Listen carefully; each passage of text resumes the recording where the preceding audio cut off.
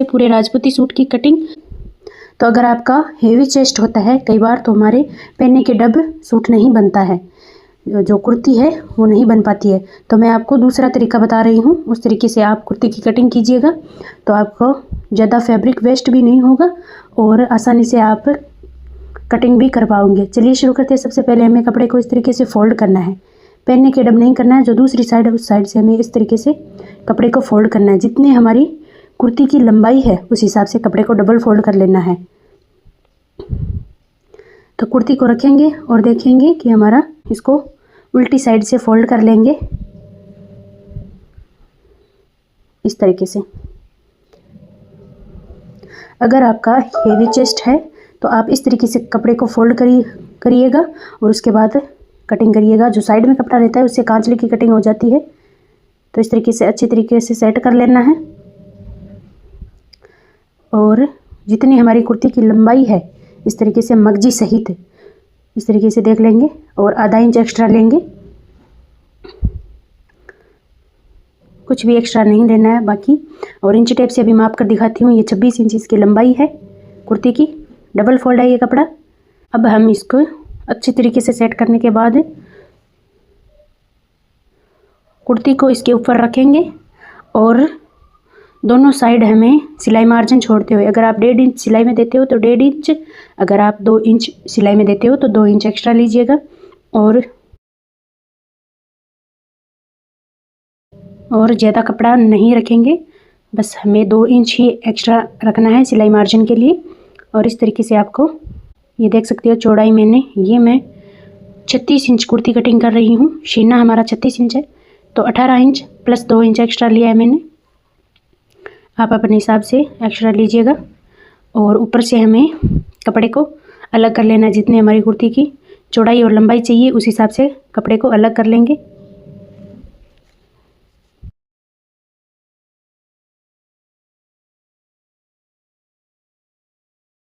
तो इस तरीके से हमने कटिंग कर लिया है। अब इसे 4 फोल्ड कर लेंगे। इस तरीके से कपड़े को 4 फोल्ड करेंगे। तो इसकी लंबाई हम माप कर देखते हैं, 26 इंच है। मैं आपको इंची टेप से भी बता दूंगी और कुर्ती से भी माप लेकर बताऊंगी कि किस तरीके से हमें माप लेना चाहिए। ठीक है, इस तरीके से 4 फोल्ड में जमा लिया है कपड़े को। और अब हम कुर्ती को इसके ऊपर रखेंगे इस तरीके से, ये देख सकते हो इस तरीके से रखना है। और शोल्डर को अच्छी तरीके से सेट कर लेना है, आर्म होल को भी। और यहाँ पर हमें निशान लगा लेना है चौक से, मगजी सहित हमें निशान लगाना है, क्योंकि जितनी हमारी मगजी लगेगी उस हिसाब से कपड़ा अंदर भी सिलाई में जाएगा। और आर्म होल को थोड़ा सा खींचते हुए इस तरीके से आर्म होल का निशान लगा लेना है। उसके बाद चाक का निशान लगाएंगे इस तरीके से, चाक की लंबाई और चौड़ाई का निशान लगा लेंगे इस तरीके से। ये निशान लग चुके हैं। अब मैं आपको इंची टेप से बताती हूँ। तो शोल्डर 7 इंच रखना है और आर्म होल 7.5 इंच रखना है। इस तरीके से 7.5 इंच पर निशान लगा लिया है। और इससे नीचे चाक तक हमें 10 इंच की यहाँ पर होनी चाहिए, जो हमारे चेस्ट और कमर होते हैं, यहाँ से हमें 10 इंच पर निशान लगाना है। तो नीचे जो चाक है उसकी लंबाई है वो 7 इंच रहेगी, ये देख सकते हो 7 इंच है। इस तरीके से ये निशान लग चुके हैं। अब हमें, जैसे हमारा चेस्ट 36 है तो 9 इंच प्लस हमें सिलाई मार्जिन 1.5 इंच आप अपने हिसाब से लीजिएगा। इस तरीके से निशान लगा लेना है। और चाक की चौड़ाई भी हम 9 इंच रखने वाले हैं। इस तरीके से 9 इंच पर ऐसे निशान को सीधा कर देना है इस तरीके से। अब हमें इन सभी निशान को मिला लेना है।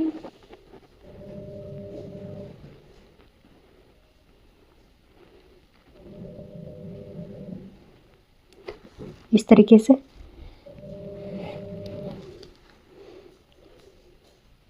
अब हमें यहाँ पर 1.5 इंच की गोलाई देनी है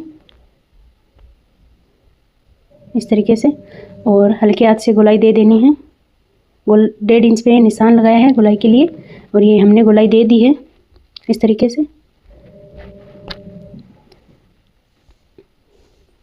इस तरीके से शोल्डर को आधा इंच हमें यहाँ से डाउन कर देना है इस तरीके से। और अब हम गले की लंबाई और चौड़ाई का निशान लगाएंगे।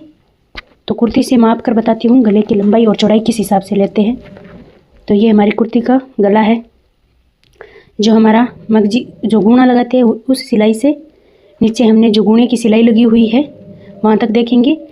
तो ये 10 इंच से थोड़ा सा कम है, 9.5 से थोड़ा ज़्यादा है। और इसकी चौड़ाई है वो 9 इंच है। इस तरीके से आपको गूणे की सिलाई से चौड़ाई नाप लेनी है। अब हम इसकी निशान लगाएंगे। तो इस तरीके से 9.5 से थोड़ा सा ज़्यादा और चौड़ाई जैसे 9 इंच चाहिए तो इस तरीके से इंची टेप को रखेंगे 9 इंच पर और इंची टेप को इस तरीके से फोल्ड कर लेंगे। ठीक है, फोल्ड करने के बाद आपको निशान लगा देना है चौड़ाई पर।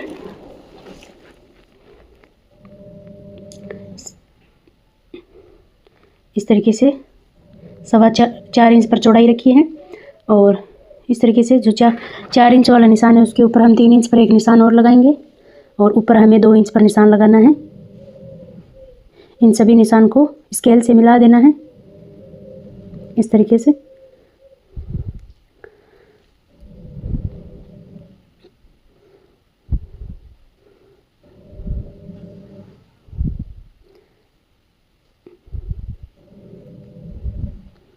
इस तरीके से मिलाना है। अब जो हमने 4 इंच वाला निशान लगाया था उसको हम लंबाई वाले निशान से इसे तिरछा मिला देंगे और नीचे से हमें 1.5 इंच पर गोलाई का निशान लगाना है और ऊपर जो तिरछी वाली लाइन है उससे माप कर देखेंगे। 1 इंच की दूरी रखेंगे और इस तरीके से गोलाई दे देंगे हल्के हाथ से।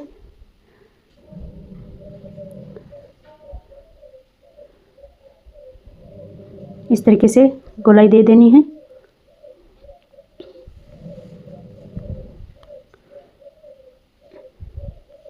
ये गोलाई दे दी है। अब हम इसकी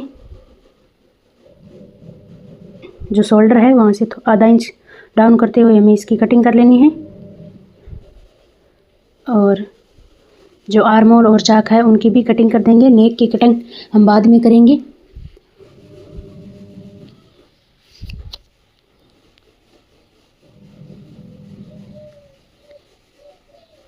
अब हमें इसे कटिंग करना है इस तरीके से। जिस तरीके से आर्म होल की गोलाई है उसी तरीके से हमें इसकी कटिंग कर देनी है इस तरीके से। और जो चाक की चौड़ाई वाला निशान है उसको भी हम इस तरीके से कटिंग कर देंगे।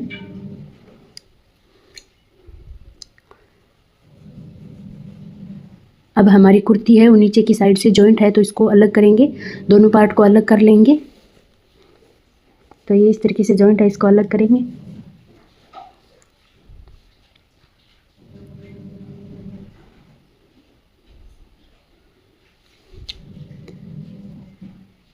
इस तरीके से अलग कर देना है और अब हम नेक की कटिंग करेंगे। कुर्ती को जो आगे का पल्ला है उसको अलग कर लेंगे और फिर से डबल फोल्ड करेंगे। जो हमने गले का निशान लगाया था उसको कटिंग करना है।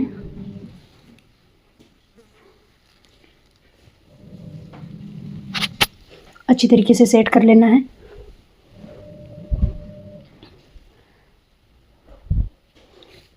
अब हम गले की कटिंग कर लेंगे।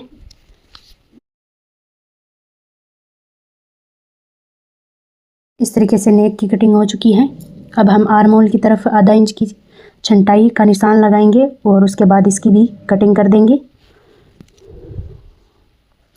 यहाँ पर हमें छंटाई के लिए निशान लगाना है इस तरीके से और इसकी कटिंग कर देंगे।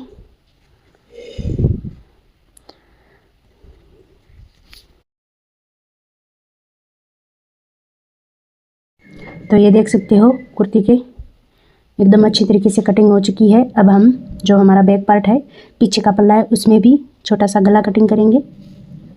जो पीछे वाला पल्ला है उसको भी इस तरीके से सेट कर लेंगे।